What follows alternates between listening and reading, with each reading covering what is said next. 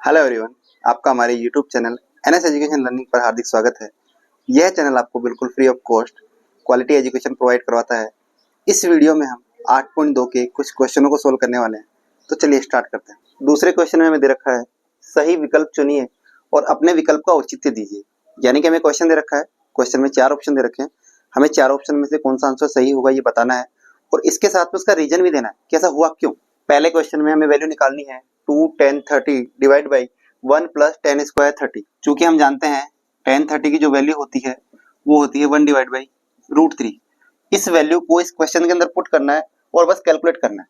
ठीक है, तो 2 ऐसे कैसे, 10 30 की वैल्यू कितनी दे रखी है 1 डिवाइड बाई √3 और यहाँ से नीचे में लिख सकता हूँ 1 ऐसे कैसे प्लस 10 स्क्वायर 30, यानी कि 10 30 की वैल्यू का क्या करना है, स्क्वायर करना है। कर दो 1 डिवाइड बाई √3 और यहाँ से इसका क्या हो जाएगा, वर्ग हो जाएगा। जब मैं ऊपर वाली वैल्यू को सोल्व करूंगा तो यहाँ से निकल करके आएगा 2 डिवाइड बाई √3। ऐसे ही जब मैं नीचे लिखूंगा तो 1 ऐसे कैसे प्लस, जब आप 1 का वर्ग करोगे तो यहाँ से मिलेगा आपको 1 और √3 का वर्ग करने पर वर्ग से वर्गमूल कट जाएगा और यहाँ पे आपको मिलेगा 3। आगे देखो 2 डिवाइड बाई √3 ऐसे कैसे, जब इन दोनों का एलसीएम लोगे तो यहाँ पे एलसीएम आएगा 3 और ऊपर बन जाएगा 3 प्लस 1। तो 2 डिवाइड बाई √3 ऐसे कैसे, इस वाले साइन को मैंने भाग के अंदर चेंज कर लिया, 3 में 1 जोड़ूंगा तो कितना बन जाएगा 4 और नीचे आ जाएगा 3। अब हम इसको जब सोल्व करेंगे तो भाग वाले साइन को गुणा में चेंज करना है। जैसे ही आप भाग वाले साइन को गुणा में चेंज करोगे तो इसके जस्ट आगे वाली संख्या जो नीचे होगी ऊपर भाग जाएगी और जो ऊपर होगी वो नीचे आ जाएगी। तो सोल्व कर दो 2 डिवाइड बाई √3 ऐसे कैसे, भाग वाले साइन को मैंने गुणा में चेंज कर लिया, 3 कहाँ भाग जाएगा ऊपर और 4 कहाँ आ जाएगा नीचे। 2 के पाड़े से 1 बार कट जाएगा, ये 2 बार कट जाएगा और ऊपर बच जाएगा 3 और नीचे आ जाएगा 2√3। और देखो 3 को मैं लिख सकता हूँ √3 मल्टीप्लाई √3, क्योंकि जब दोनों को मल्टीप्लाई करोगे तो भी सेम ही आंसर बनेगा। कितना बन जाएगा वापस से 3 और यहाँ मैं लिख सकता हूँ 2√3, √3 से √3 कट जाएगा और फाइनली आंसर कितना बच गया √3 डिवाइड बाई 2। तो √3/2 हम आसानी से पता कर सकते हैं कि जो वैल्यू होगी वो किसकी होगी, sin 60 की। और ये वैल्यू आपको कहाँ से पता चलेगी, उस टेबल से जो हमने लास्ट वाली वीडियो में सीखी थी। इसका मतलब इसका आंसर कितना आ जाएगा ए, sin 60 डिग्री। दूसरे क्वेश्चन में हमें दे रखा है 1 minus 10 square 45 divide by 1 plus 10 square 45 degree, यानी कि हमें इसकी वैल्यू फाइंड करनी। चूंकि हम जानते हैं कि 10 45 की जो वैल्यू होती है वो होती है 1, इस वैल्यू को क्वेश्चन के अंदर पुट कर दीजिए। इसका मतलब 1 ऐसे कैसे माइनस 10 स्क्वायर 45 डिग्री, यानी कि 1 का होल स्क्वायर करना है। ऐसे ही नीचे 1 ऐसे कैसे प्लस 10 स्क्वायर 45 डिग्री, इसका मतलब 1 का होल स्क्वायर। जैसे ही आप इसको सोल्व करोगे तो 1 ऐसे कैसे, 1 का स्क्वायर करने पर कितना आएगा 1 और नीचे बन जाएगा 1 प्लस 1, 0 डिवाइड बाई 2। और जब आप इसको सोल्व करोगे तो आंसर कितना मिलेगा 0। इसका मतलब आपका इन चारों में से कौन सा ऑप्शन सही हो जाएगा, डी। तीसरे क्वेश्चन में हमें दे रखा है कि sin 2a बराबर 2 sin a है। यह कब सत्य होगा, जब a की वैल्यू क्या होगी इन चारों में से। ए ऑप्शन में दे रखा है 0 डिग्री, बी में दे रखा है 30 डिग्री, सी में 45 डिग्री और डी में 60 डिग्री। यानी कि हमें ये चारों वैल्यू पुट करके देखना है कि sin 2a किसके बराबर आना चाहिए, 2 sin a के बराबर। तो देखो a बराबर 0 पर हमें प्रूव करना है कि sin 2a की वैल्यू 2 sin a के बराबर होगी या नहीं होगी। इसका मतलब a की वैल्यू क्या रखनी है, 0 रखनी है, तो रख दो। sin ऐसे कैसे, 2 ऐसे कैसे, जब a की वैल्यू आप 0 पुट करोगे बराबर 2 ऐसे कैसे, sin ऐसे कैसे, a की वैल्यू मैंने क्या पुट कर दी 0 पुट कर दी। आगे देखो दोनों को मल्टीप्लाई करोगे तो यहाँ से कितना बन जाएगा 0 बराबर 2 ऐसे कैसे और sin 0 ऐसे कैसे। क्योंकि हम जानते हैं कि sin 0 की जो वैल्यू होती है वो 0 होती है, इसका मतलब ये वाली वैल्यू कितनी बन जाएगी 0। और जब आप 0 को 2 से मल्टीप्लाई करोगे तो यहाँ पे भी कितना आएगा 0। इसका मतलब LHS और RHS दोनों क्या हो गए बराबर। और यही हमें क्या करना था, प्रूव करना था कि sin 2a किसके बराबर आना चाहिए, 2 sin a के बराबर। ऐसे ही a बराबर 30 डिग्री पर जब आप वैल्यू फाइंड करते हो तो sin ऐसे कैसे, 2 ऐसे कैसे, a की वैल्यू हमने क्या पुट कर दी 30 डिग्री बराबर 2 ऐसे कैसे और sin 30 डिग्री। जब 30 को आप 2 से मल्टीप्लाई करोगे तो यहाँ से बन जाएगा 60 बराबर sin 30 की वैल्यू हम जानते हैं कितनी होती है 1/2। जब आप sin 60 की वैल्यू यहाँ पुट करोगे तो कितना आ जाएगा √3 डिवाइड बाई 2। लेकिन जब आप दोनों को कैलकुलेट करोगे तो यहाँ पे आपको कितना आंसर मिलेगा 1। इसका मतलब हम कह सकते हैं जब a की वैल्यू 30 डिग्री होगी तो sin 2a बराबर 2 sin a तो नहीं होगा। ठीक है, आगे देखो जब आप a की वैल्यू 45 डिग्री पुट करते हो तो यहाँ पे sin ऐसे कैसे, 2 ऐसे कैसे, a की वैल्यू क्या आ गई 45 बराबर 2 sin 45 ऐसे कैसे, क्योंकि हमने a की वैल्यू क्या पुट कर दी 45 डिग्री। 45 को जब आप 2 से मल्टीप्लाई करोगे तो यहाँ पे कितना बन जाएगा 90 बराबर 2 ऐसे कैसे, साइन 45 की वैल्यू कितनी होती है 1 डिवाइड बाई रूट 2। जब आप इन दोनों को सोल्व करोगे तो यहाँ से बनेगा 2 डिवाइड बाई रूट 2 और हम जानते हैं कि साइन 90 की वैल्यू कितनी होती है 1। इसका मतलब यहाँ पर भी दोनों बराबर नहीं है, LHS किसके बराबर नहीं है RHS के बराबर। इसलिए हम बोल सकते हैं कि जब a की वैल्यू 45 डिग्री होगी तो साइन 2a 2 साइन a के बराबर नहीं होगा। a बराबर जब आप 60 डिग्री पुट करते हो तो यहाँ से साइन ऐसे कैसे 2 ऐसे कैसे और a का मान क्या आ गया 60 बराबर 2 ऐसे कैसे और साइन 60 ऐसे कैसे। ठीक है, आगे देखो 60 को जब आप 2 से मल्टीप्लाई करोगे तो यहाँ बन जाएगा 120 बराबर 2 ऐसे कैसे और साइन 60 की वैल्यू हम जानते हैं कितनी होती है √3 डिवाइड बाई 2। जैसे आप इन दोनों को कैलकुलेट करोगे तो यहाँ से बन जाएगा √3 और साइन 120 की जो वैल्यू होती है वो होती है √3 डिवाइड बाई 2। a बराबर 60 डिग्री पर भी साइन 2a 2 साइन a के बराबर नहीं होगा। इसका मतलब हमारा आंसर कौन सा हो जाएगा a, कितना आ जाएगा 0 डिग्री। चौथे क्वेश्चन में दे रखा है 2 tan 30 divide by 1 minus tan square 30। चूंकि हम जानते हैं कि tan 30 की जो वैल्यू होती है वो होती है 1 डिवाइड बाई √3। इस वैल्यू को क्वेश्चन के अंदर पुट करना है तो देखो 2 ऐसे कैसे, tan 30 की वैल्यू कितनी हो जाएगी 1 डिवाइड बाई √3 और नीचे बन जाएगा 1 माइनस 1 डिवाइड बाई √3 का होल स्क्वायर। जब आप ऊपर वाले को सोल्व करोगे तो यहाँ से आपको मिलेगा 2 डिवाइड बाई √3। ऐसे ही जब आप नीचे सोल्व करोगे तो नीचे बन जाएगा 1 ऐसे कैसे माइनस 1 का स्क्वायर करने पर वर्ग और √3 का जब आप वर्ग करोगे तो यहाँ से आपको मिलेगा 1/3। 2 डिवाइड बाई √3 ऐसे कैसे और नीचे बन जाएगा, इन दोनों का जब आप एलसीएम लोगे तो कितना आएगा 3 और यहाँ से बन जाएगा 3 माइनस 1। 2 डिवाइड बाई √3 ऐसे कैसे, मैंने इस वाले साइन को भाग के अंदर चेंज कर लिया, दोनों एक ही बात है। आगे मैं लिख सकता हूँ 2 डिवाइड बाई 3 और यहाँ से 2√3 ऐसे कैसे, जब ये भाग वाला साइन गुणा में चेंज होगा तो 3 कहाँ भाग जाएगा ऊपर और 2 कहाँ आ जाएगा नीचे। इसका मतलब मैं इसको लिखता हूँ 3/2, 2 से 2 कैंसिल हो जाएगा और आगे बचेगा 3 डिवाइड बाई √3 और मैं 3 को लिख सकता हूँ √3 मल्टीप्लाई √3। इसका मतलब जब आप दोनों को कैलकुलेट करोगे तो वापस से कितना बन जाएगा 3। इसका मतलब मैं 3 को ये भी लिख सकता हूँ, सॉरी यहाँ पे √3 है, √3 से √3 कट जाएगा और हमारा आंसर कितना आ जाएगा √3। और हम जानते हैं कि जो वैल्यू होती है वो किसकी होती है tan 60 की। इसका मतलब हमारा आंसर कौन सा आ जाएगा सी। तीसरे क्वेश्चन में हमें दे रखा है यदि tan a प्लस b √3 के बराबर हो और tan a माइनस b का मान 1 डिवाइड बाई √3 हो तो a और b का मान ज्ञात कीजिए। यानी कि हमें a और b की वैल्यू फाइंड करनी है।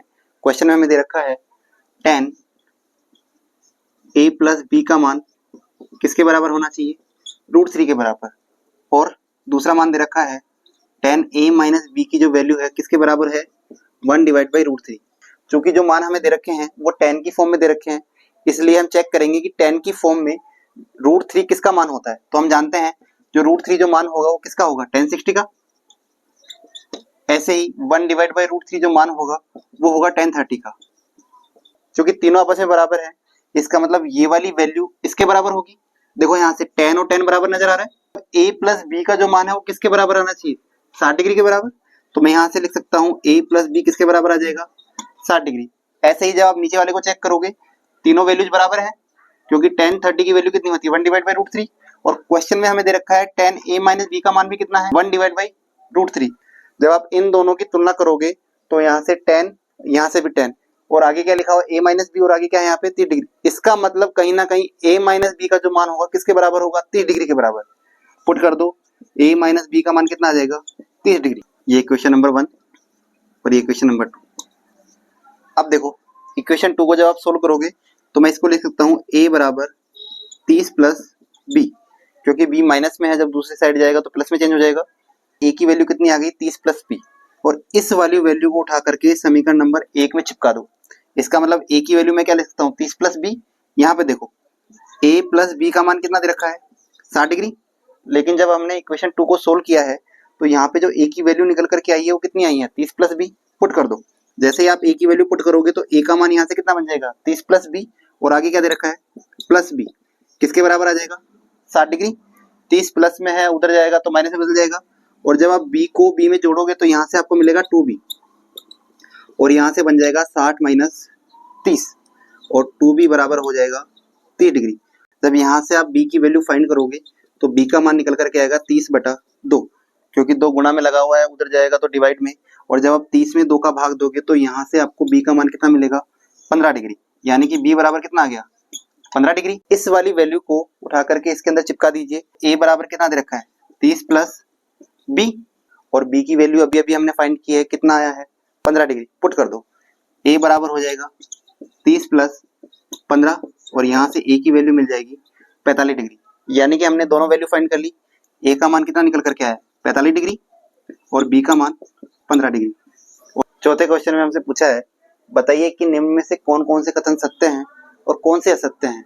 इसके साथ ही हमें अपने कारण की पुष्टि भी करनी है कि ये कथन सत्य है तो क्यों है और कथन असत्य है तो क्यों है। पहले क्वेश्चन में हमें दे रखा है साइन a प्लस बी बराबर है sine a plus sine B.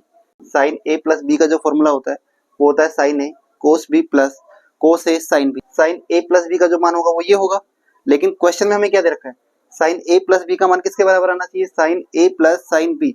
इसका मतलब यह कथन कैसा हो जाएगा, असत्य हो जाएगा। दूसरे क्वेश्चन में दे रखा है कि थीटा में वृद्धि होने के साथ साथ साइन थीटा के मान में भी वृद्धि होती है, और हमें बताना है कि ये कथन सत्य है या असत्य है। थीटा बराबर 0 पर साइन 0 का मान कितना होता है, 0। ऐसे ही थीटा बराबर 30 डिग्री पर साइन 30 का जो मान होगा वो 1/2। थीटा बराबर 45 डिग्री पर साइन 45 का मान 1/√2।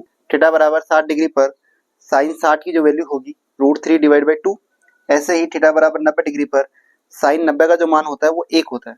इसका मतलब जैसे जैसे आप थीटा का मान बढ़ाते जा रहे हो, पहले आपने 0 रखा था, फिर 30, 45, 60 और फिर 90, जैसे जैसे आप थीटा का मान बढ़ाते जा रहे हो तो देखो इधर साइन थीटा का मान भी क्या होता जा रहा है, बढ़ता जा रहा है।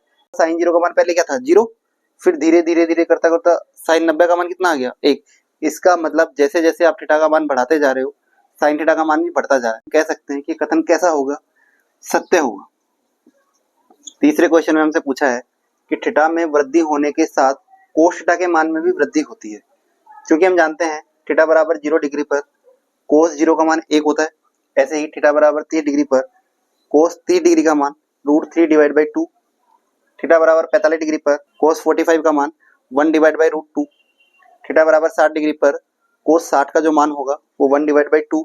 और ऐसे ही थीटा बराबर 90 डिग्री पर कोस 90 का जो मान होता है वो 0 होता है। जैसे जैसे हम थीटा का मान बढ़ाते जा रहे हैं, क्योंकि पहले हमने क्या रखा था, 0, फिर 30, 45, 60 और फिर 90, क्योंकि हम थीटा का मान बढ़ाते जा रहे हैं तो यहाँ से आप चेक कर पाओगे कि जो कोस थीटा की जो वैल्यू है वो कम होती जा रही है। इसका मतलब यहाँ पे घट रही है, पहले क्या थी 1 और अब क्या हो गई 0। जैसे जैसे आप थीटा का मान बढ़ाओगे तो कोस थीटा का मान घटना चाहिए, लेकिन क्वेश्चन में हमें क्या दे रखा है, वृद्धि दे रखी है।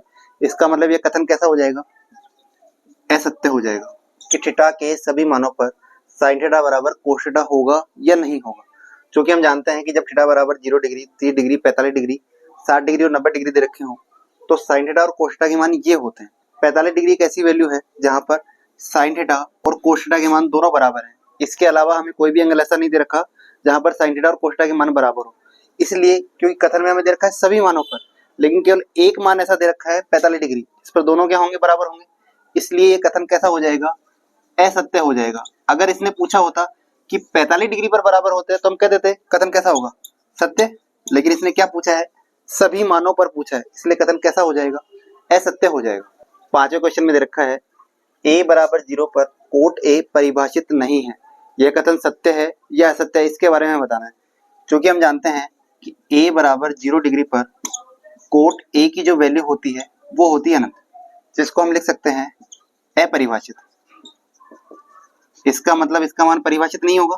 और क्वेश्चन में भी हमसे यही बोला है कि a बराबर 0 डिग्री पर कोट a परिभाषित नहीं है, मतलब ये कथन कैसा हो जाएगा, सत्य हो जाएगा। इस वीडियो में इतना ही। अगर यह वीडियो आपको पसंद आई हो तो लाइक, शेयर और सब्सक्राइब करना ना भूलें। Thank you so much.